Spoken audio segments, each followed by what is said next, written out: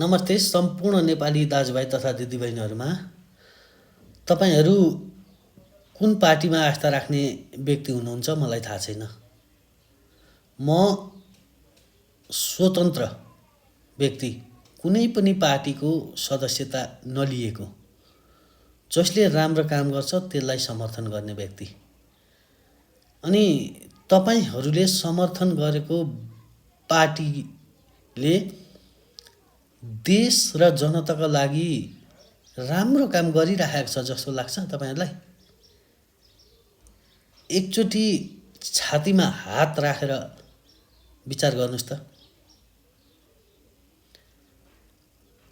अनि अब पनि तपाईँहरू म यो पार्टीको भनेर हिँड्नलाई तपाईँको मनले दिन्छ?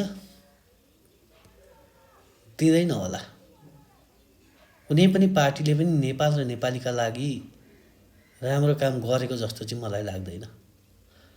त्यही भएर अब पार्टी होइन, व्यक्ति हेरौँ, जसले राम्रो काम गर्छ त्यसलाई चुन्ने गरौँ। धन्यवाद।